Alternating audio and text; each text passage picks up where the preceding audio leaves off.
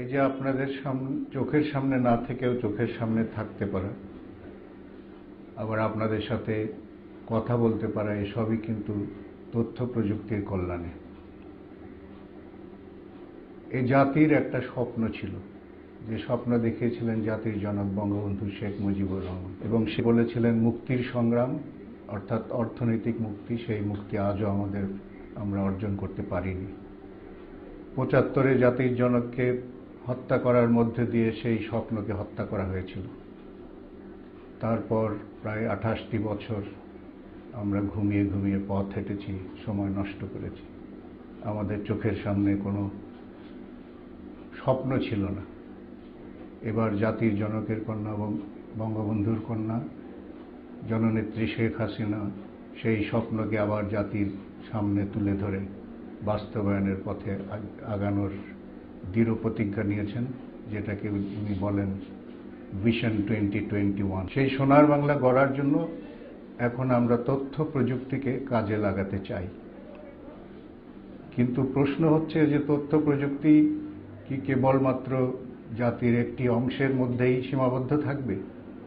জাতির জনকের কন্যা বঙ্গবন্ধু শেখ মুজিবুর রহমানের কন্যা, যার উন্নয়ন দর্শনই হচ্ছে পিছিয়ে পড়া মানুষগুলোকে সবচেয়ে বেশি সাহায্য করে মূল স্রোতে টেনে আনা, এবং সেই জায়গায় আমি বলবো তথ্য প্রযুক্তির একটা বড় রোল প্লে করার আছে। এবং সেখানেও আমরা বলি প্রযুক্তি প্রগতির পথ বলে গণ্য, প্রযুক্তি প্রগতির পথ বলে গণ্য। ডিজিটাল বাংলাদেশ হবে সকলের জন্য। এর মাঝে আমরা প্রায় একটি বছর অনেকটুকু আগিয়েছি বলে আমরা মনে করি। ২০০৯ সনে আমরা আইসিটি পলিসি তৈরি করেছি, এবং যেখানে আমাদের 10টা মূল উদ্দেশ্য, এবং প্রত্যেকটা মন্ত্রণালয়কে আমরা তাদের কাজগুলো ভাগ করে দিয়েছি। বর্তমানে তাদের 18 মাসে কি করণীয়, মধ্য সময়ে কি করণীয় এবং দূর সময়ে কি করণীয়, এগুলো আমরা স্পেল আউট করেছি। ৩০৬টা অ্যাকশন প্ল্যান আমরা তৈরি করে দিয়েছি। এই আপনাদের যে ট্রেনিং হলো এবং আপনাদের যে প্রশিক্ষণ আমরা কমপ্লিট করতে পেরেছি, এগুলোও কিন্তু এই পলিসিরই পার্ট।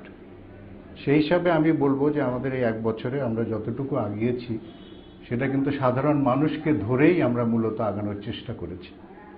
যেমন ধরুন, আপনারা এর আগে সুগার মিলে আপনার যে পারচেজ অর্ডারগুলো দেওয়া হতো, যেটাকে আমরা পুরজি বলতাম আগে, সেই পুরজি পাওয়া এবং সেই আখ জমা দেওয়া পর্যন্ত বিশাল একটা বড় সময় আপনার এই গ্রামের আখ চাষিদের নষ্ট করতে হতো। সেটাকে এখন SMS এর মধ্যে দিয়ে কিন্তু আমরা সলভ করতে পেরেছি, যেটাকে আমি কবিতা করে বলি, মিলের গেটে আখ চাষিদের লাইন ধরা শেষ, মিলের গেটে আখ চাষিদের লাইন ধরা শেষ, পুরজি এখন SMS। বদলে যাচ্ছে দেশ, দেশ এভাবেই বদলাবে, এবং সাধারণ মানুষই আমরা মনে করি সবচেয়ে বেশি সেই বদলানোর কাজটুকু করবে, তাদের জীবনের পরিবর্তন ঘটিয়ে। আপনারা জানেন এরই মাঝে সমাজে একটা, আমি তো বলি একটা নাড়া পড়েছে, অর্থাৎ সারা সমাজে এই প্রযুক্তি নিয়ে আগানোর যে আপ্রাণ চেষ্টা, তার প্রতিফলন হওয়া শুরু করেছে। যেমন আমরা কিছুদিন আগেও আমাদের ছাত্রদের ভর্তি হওয়ার জন্য রেজিস্ট্রেশন, যেটা শাহজালাল ইউনিভার্সিটি শুরু করেছে, এবং তাদের পরীক্ষার যে রেজাল্ট সেগুলো কিন্তু এখন SMS করে আমরা পাওয়ার ব্যবস্থা করেছি, যেটাকেও আমি কবিতা করে বলি, রেজিস্ট্রেশন রেজাল্টটা চাও করুন SMS, রেজিস্ট্রেশন রেজাল্টটা চাও করুন SMS, বাঁচলো খরচ বাঁচলো সময়, এগিয়ে যাচ্ছে দেশ। আপনারা জানেন কিছুদিন আগে 64টা জেলায় আমরা জেলা পোর্টাল তৈরি করেছি, এবং যেগুলো এখন কাজে লাগছে, এবং সেটাকেও আমি কবিতা করেই বলি, সবকিছু জানা যায় জেনে নিন প্রতিক্ষণ, সবকিছু জানা যায় জেনে নিন প্রতিক্ষণ, সে সুযোগ এনে দিল জেলা তথ্য বাতায়ন। অর্থাৎ প্রত্যেকটা জিনিসে আমরা কিন্তু সাধারণ মানুষকে ধরেই চিন্তা করছি, এবং আমরা যদি এভাবে আগাতে পারি, সারাটা দেশ যদি একসাথে আগায়, তাহলে আমি মনে করি জাতি জনকের কন্যার যে আরাধ্য, যে স্বপ্ন ডিজিটাল বাংলাদেশ, তা 2021 সালের আগেই করা সম্ভব।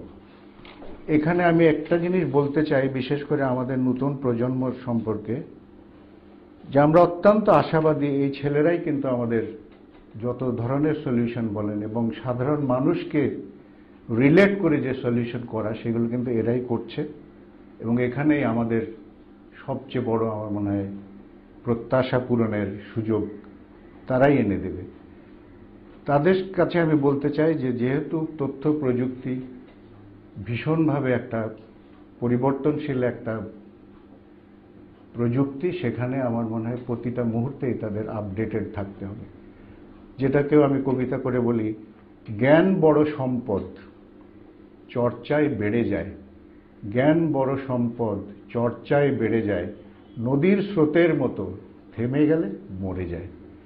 সুতরাং তাদের প্রতি মুহূর্তে আপডেটেড থাকতে হবে, এবং সেখানে আমার প্রত্যাশা যে আমরা কেবল অন্যের প্রযুক্তি কাজে লাগাবো এবং সেই প্রযুক্তিবিদ হব কেবলমাত্র, সেখানে নয়, আমাদের নিজেদের প্রযুক্তি তৈরি করতে হবে, জ্ঞান তৈরি করতে হবে। যেটাকে আমি বলি, টেকনিশিয়ান চাই না হতে, 5টা দিয়ে কলেজ। টেকনিশিয়ান চাই না হতে, 5টা দিয়ে কলেজ। মুক্তিযুদ্ধ গর্ব মোদের, উই উইল ক্রিয়েট নলেজ। এখন আমার প্রশ্ন হলো যে আমাদের যাদের বয়স হয়ে গেছে, যারা হয়তো পৃথিবী ছেড়ে, পৃথিবীতে আর হয়তো বেশি দিন আমরা থাকবো না, আমার মনে হয় আমাদের একটা কর্তব্য আছে, এই নতুন প্রজন্মের জন্য আমাদের কিছু ত্যাগ করা, কিছু শান শওকত আমাদের কমিয়ে হলেও তাদেরকে সাহায্য করা। যেটাকে আমি আমার নিজেকেই প্রতি মুহূর্তে সাবধান করে বলি, শান শওকত আরাম আয়েশ যখন প্রবল টানে, শান শওকত আরাম আয়েশ যখন প্রবল টানে, আদর্শ যায় মানি ব্যাগে, নীতি কবরস্থানে। অর্থাৎ আমরা সেই নীতি আদর্শচ্যুত যাতে না হই, আমাদের এই শান শওকত আরাম আয়েশের প্রত্যাশা করে। এবং সব শেষে আমি বলতে চাই, প্রতিটি মানুষকেই পৃথিবী ছেড়ে যেতে হবে। আমাদের যাবতীয় বাড়ি গাড়ি ধন সম্পদ যাই বলুন না কেন, আমরা কিছুই সাথে নিয়ে যেতে পারবো না। সেই জন্য এই দরিদ্র দেশটাকে বঙ্গবন্ধু কন্যার সেই আরাধ্য ডিজিটাল বাংলাদেশে পরিণত করার জন্য আসুন আমরা সবাই মিলে কাজ করি। সবশেষেও আমি নিজেকেই সাবধান করে বলি, করির টানটা প্রবল, গতিটা তার রকেট, ভুলেই বসে সব মহাজন, কাফনের নাই পকেট। আপনাদের সবাইকে ধন্যবাদ। জয় বাংলা, জয় বঙ্গবন্ধু, বাংলাদেশ চিরজীবী।